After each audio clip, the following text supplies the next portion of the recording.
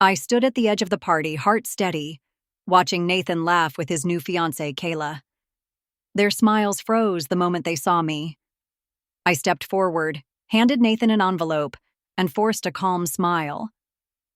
"Congratulations," I said, loud enough for everyone to hear. His face went pale.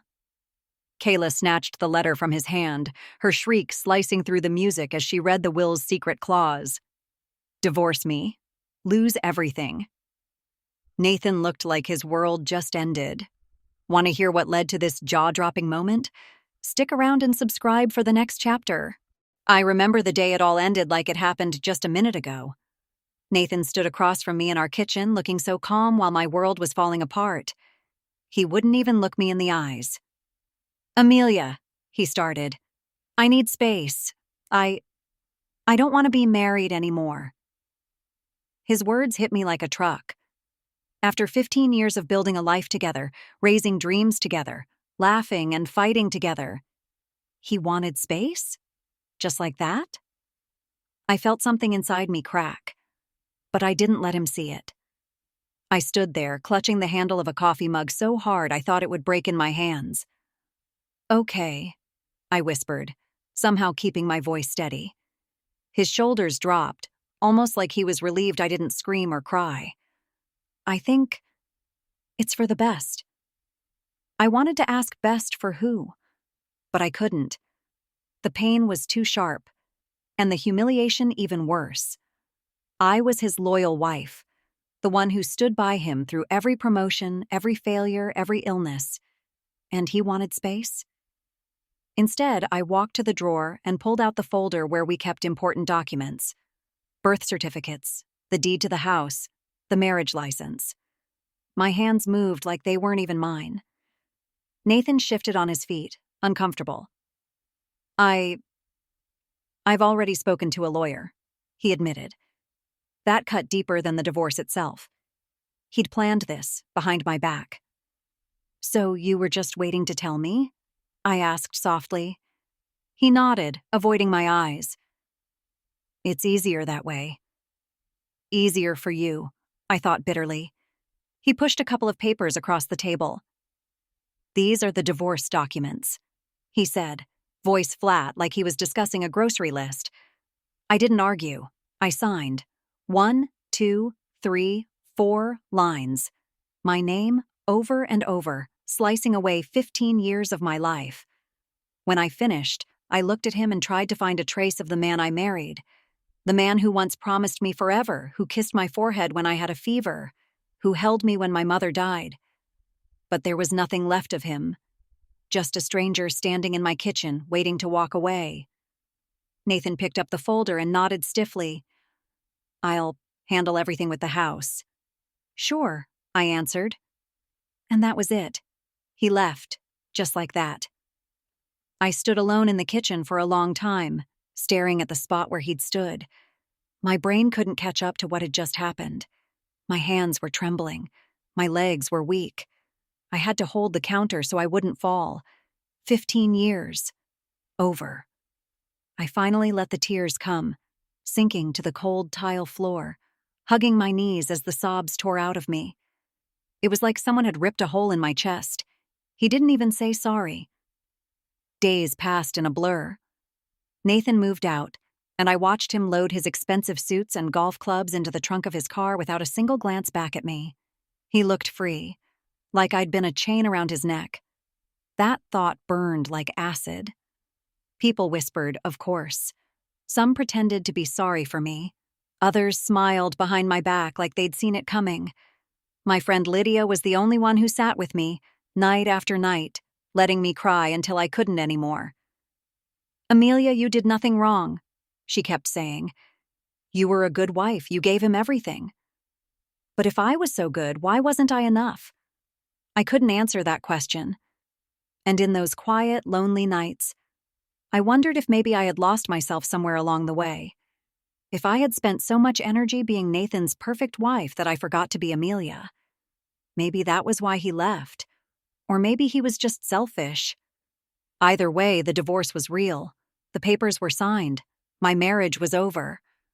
I told myself I would survive even if my heart didn't believe it yet, and somewhere deep inside, a tiny spark of anger started to flicker. He threw me away like I was nothing. But someday, he would see exactly who he'd left behind. The days after Nathan left felt like walking through heavy fog. Everything was quiet in the house, too quiet. There was no sound of keys jingling by the front door, no hum of Nathan's voice on late-night phone calls, no footsteps moving around the kitchen. I kept expecting him to walk back in to say it was all a mistake, that he couldn't live without me. But he didn't. He was gone. Instead, I was alone, trying to fill my days with chores I barely had energy for. I cleaned the same countertops over and over. I folded laundry I barely wore, anything to stay busy so I wouldn't think. Lydia became my lifeline. She would come by with hot chocolate or soup, refusing to let me hide away. "Amelia," she told me one night as we sat on the couch, "you can't stay frozen like this. You have to start living again." I sighed. "I don't even know who I am without him, Lydia." She squeezed my hand. "You're stronger than you think." I wanted to believe her. Sometimes at night, when I couldn't sleep, I'd scroll through my phone and see pictures of Nathan and me on vacation, smiling, arms around each other like we'd never break. I didn't delete them. It hurt, but deleting them felt like erasing a part of myself. But one day, everything changed.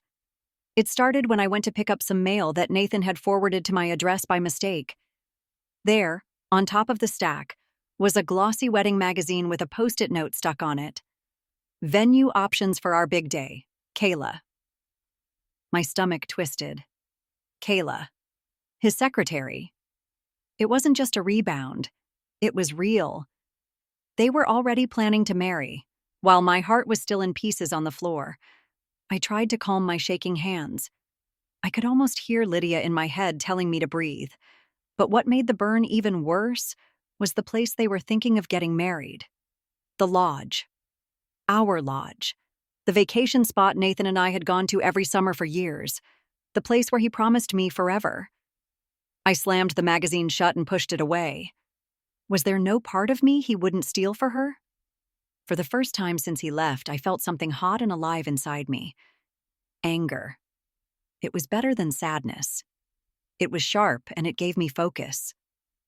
I decided right then I would stop drowning in pain. Nathan could have Kayla, fine, but he couldn't have my dignity. Lydia came over the next morning and found me putting away Nathan's things in boxes. "You look different," she noticed. "I'm done crying," I said firmly. "If he wants a new life, he can have it. But I'm going to rebuild mine." She smiled, proud. "That's the Amelia I remember."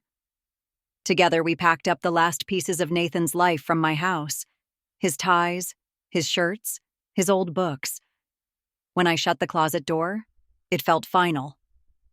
Days turned into weeks, and I started finding bits of myself again. I cooked meals I liked. I read books Nathan always made fun of. I took long walks, letting the wind clear my head. But of course, Nathan didn't stay out of sight for long. One afternoon, Lydia showed me a post on her phone. It was Nathan and Kayla, posing by the lake at the lodge. Our lodge. They were announcing their engagement to the world. I stared at the photo. Nathan's arm was around Kayla, his smile wide like he had never been happier. A cold, hollow feeling settled in my chest. That's when I realized I needed to find a way to move past this, truly move past it. I couldn't keep letting him rewrite the story of our life and leave me with nothing but scraps. I had to think bigger. I had to protect what was mine, whatever was left of it. But what I didn't know yet was that Nathan had made one huge mistake, one that would change everything. The day I learned about the clause felt like someone had turned on a light in a pitch-black room. I was at my lowest, still picking up the pieces of my old life, when an unexpected call came from Edward's old lawyer, Mr. Jenkins. "Mrs. Scott?" he said, voice slow and careful. "I'm reaching out because of your late father-in-law's estate. I think you should be aware of something." I almost told him I didn't want to hear another word about Nathan or his family, but there was something in his tone. Urgent, serious, that made me pause. "Go on," I said, trying to sound strong. He explained how Edward Scott, Nathan's father, had put a special clause in his will. The inheritance Nathan enjoyed, the money that funded his big house, his cars, his entire lifestyle, was tied to one thing: his marriage to me. If Nathan ever divorced me, he would lose everything. Every last dollar. At first, I thought I'd misheard. "Wait," I stammered. "Are you telling me that if Nathan divorces me, he forfeits all of it?" "Yes, ma'am," Mr. Jenkins confirmed. "Edward wanted to make sure Nathan would stay committed, knowing how reckless he could be. He trusted you." My knees almost buckled. So that was it. Nathan didn't even realize he had burned his own bridge by handing me those divorce papers. A cold thrill ran down my spine. Nathan had thrown me away for Kayla, thinking he could buy a shiny new life, but he didn't know what he'd really sacrificed. "Why didn't he know about this clause?" I asked carefully. Mr. Jenkins sighed. "The will is complicated. Nathan took the money but never reviewed the conditions. He trusted me to handle it, and I did. But he never bothered to ask for details. If he had, I would have told him." I almost laughed. Nathan, so sure of himself, too arrogant to read the fine print. Mr. Jenkins told me he could send me a copy of the will. I agreed, barely able to keep my hands from shaking. When I hung up, I sat in stunned silence, the world tilting around me. I could barely sleep that night, my mind spinning in circles. Nathan was planning to marry Kayla at our lodge without a clue that he was about to lose every penny. I thought about warning him. For a moment, the old Amelia, loyal, forgiving, almost reached for the phone to save him. But then I remembered the look on his face when he handed me the divorce papers, so casual and cold. No, he made his choice. He needed to face the consequences. The next day, I called Lydia. I couldn't keep this to myself. "Lydia," I breathed, "you won't believe this." She listened, her mouth falling open, as I explained every detail. "Oh my God," she gasped. "Amelia, this is huge." I nodded, a strange sense of calm filling me. "I know. What are you going to do?" I stared at the papers Mr. Jenkins had sent me, the words highlighted in yellow. "Divorce from spouse nullifies all inheritance rights." "I don't know yet," I admitted. "But I can't just let him get away with this." Lydia's eyes gleamed. "You're going to show him, aren't you?" I thought of Kayla's smug smile, of Nathan's laughter as he left me behind, of how they planned to celebrate their engagement at the place that used to be mine. "Yes," I said firmly. "I'm going to show him." For the first time since the divorce, I felt powerful, like I was no longer drowning in heartbreak. Nathan and Kayla thought they'd won, but they didn't know the truth that could bring their pretty little dream crashing down, and I would be the one to tell them. I folded the will neatly and placed it in an envelope, hiding it away like a secret weapon. I wasn't sure exactly when or how I would use it, but one thing was crystal clear. Nathan wasn't getting a happy ending. Not this time. The days after I learned about the clause felt like living a double life. On the outside, I tried to look calm and quiet, like a woman trying to heal and move on. I went back to work, smiled politely at neighbors, even took a pottery class Lydia pushed me into just to fill the time. But inside, I was planning. Every night, I sat at my kitchen table with the will spread in front of me. I read it over and over until the words burned into my memory. "Divorce me, and Nathan loses every single cent." It was like holding a sword behind my back. Nathan, meanwhile, didn't waste a second flaunting his new romance. I saw them everywhere, hugging in restaurant photos, laughing at parties, splashed across social media like a fairy tale come true.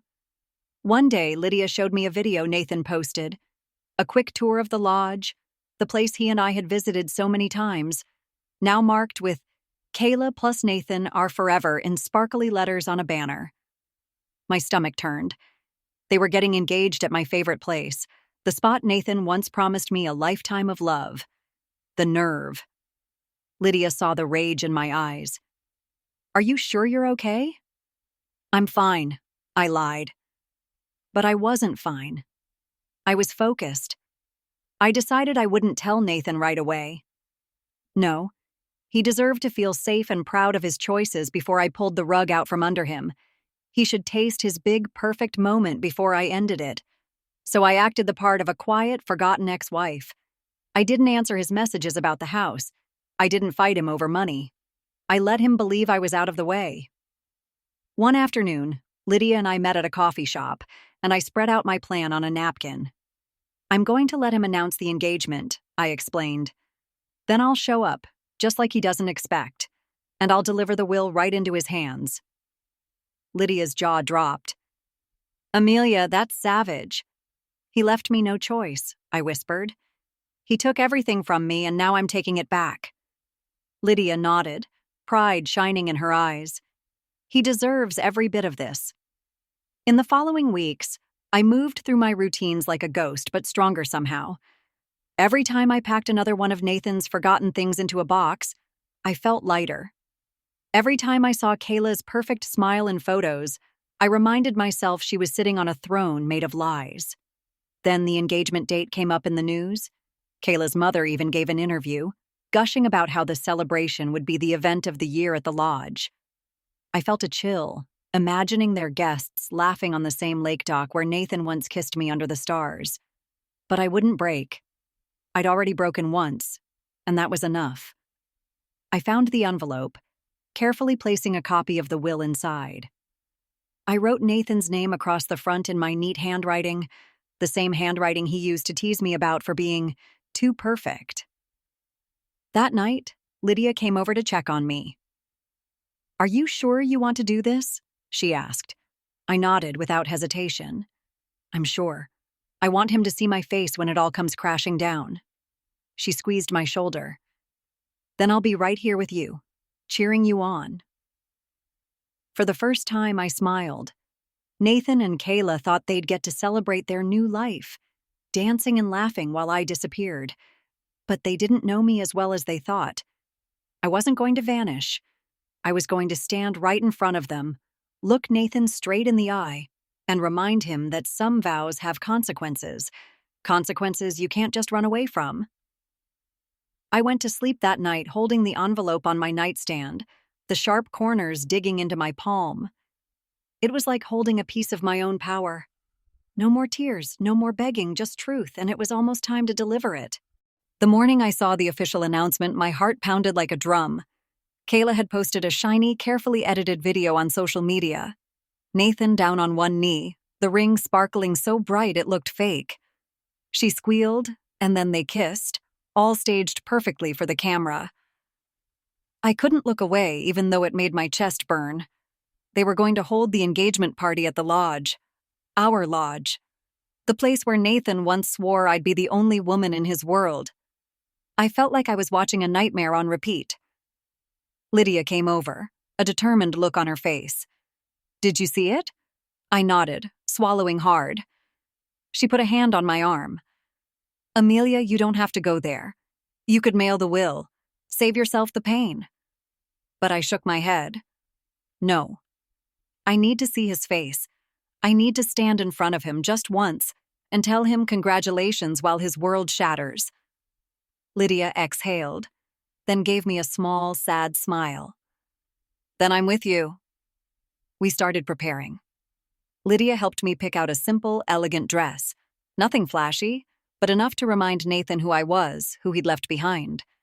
I even let Lydia style my hair, though my hands were trembling the whole time. Part of me wondered if I was crazy to walk into the lion's den like this.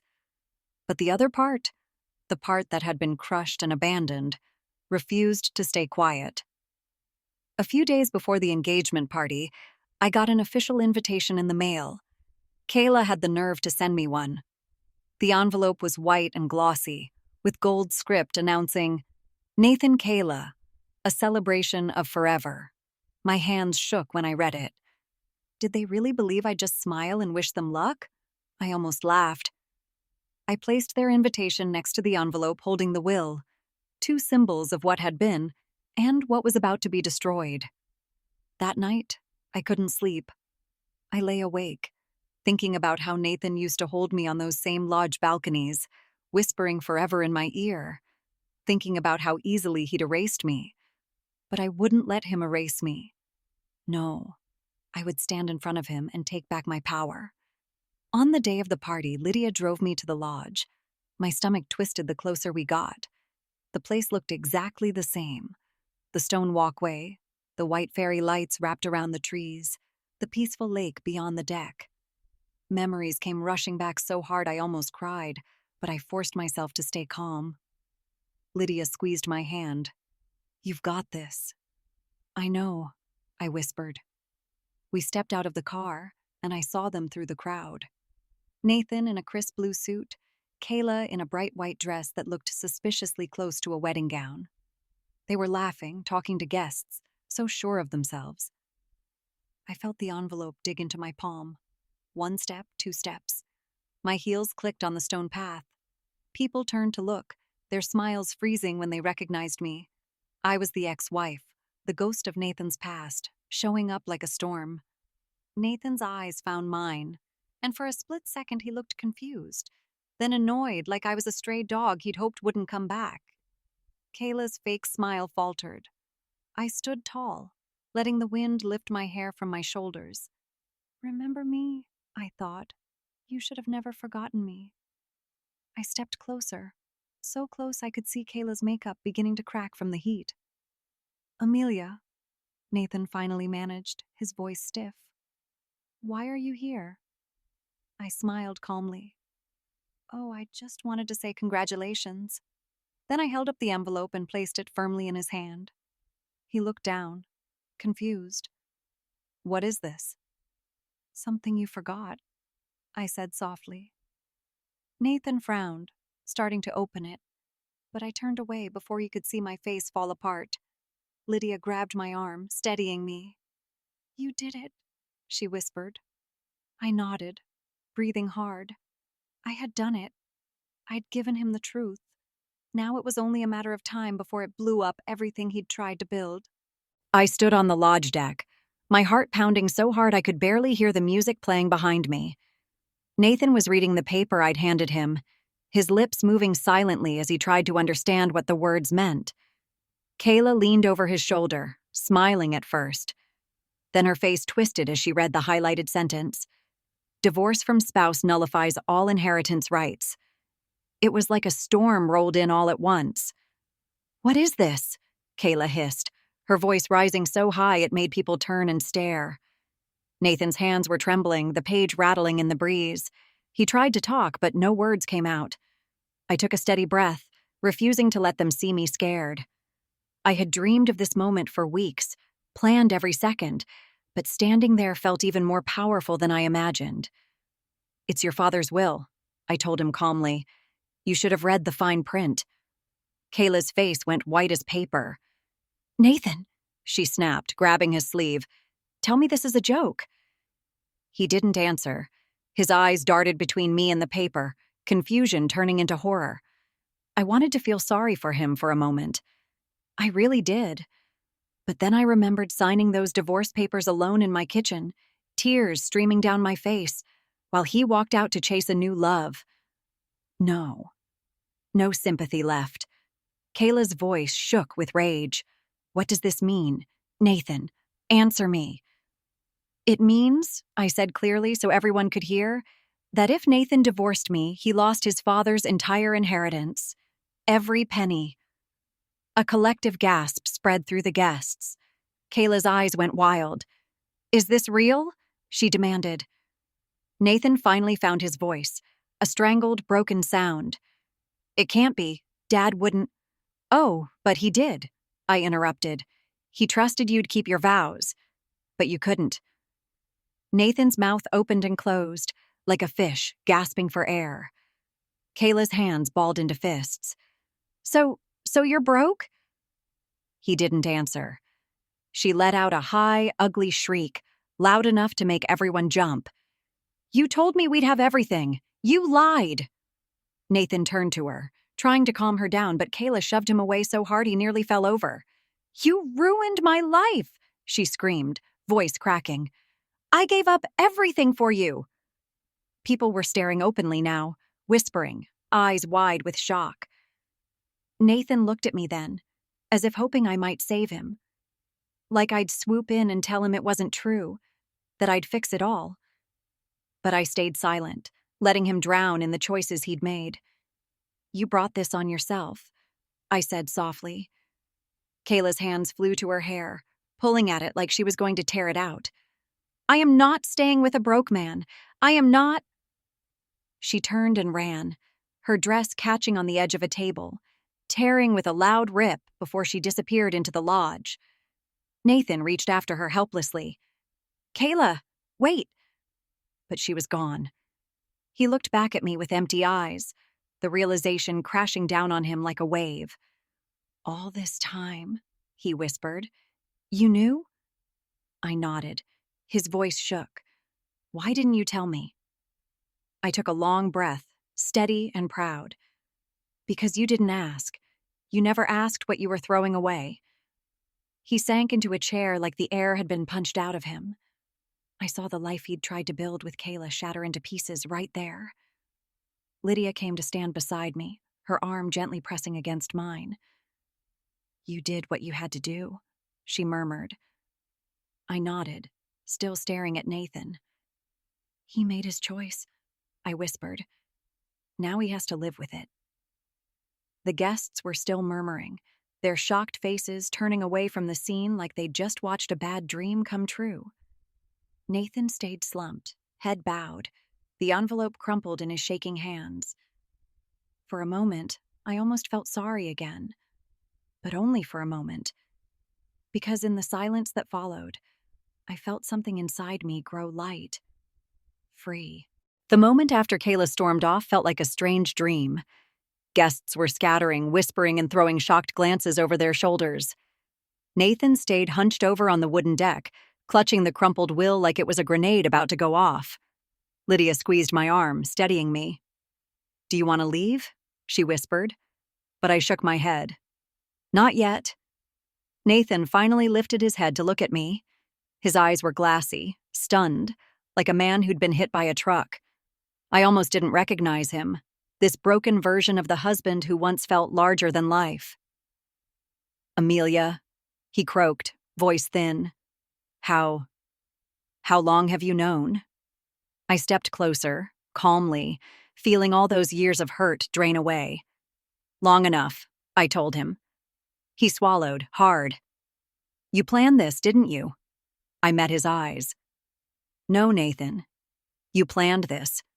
I just refused to let you bury me with it. He looked away, shaking his head, tears starting to build. Kayla will come back, he tried to say, but it sounded hollow even to him. I folded my arms. Maybe she will, but not for love, Nathan. Only for the money she thought you had. His shoulders slumped lower. It was like watching a tower collapse brick by brick. For a moment, I felt bad. Just for a moment. Then I remembered the night he slid divorce papers across the table like they were a bill to be paid. I remembered standing in my kitchen alone, signing them while he was already moving on. He had done this to himself. Nathan pulled himself upright, trying to salvage dignity. Amelia, listen, maybe we can work something out. I can fix it. That made me almost laugh. Work something out? I repeated. Nathan, you ended this. You can't glue it back together just because it costs you now.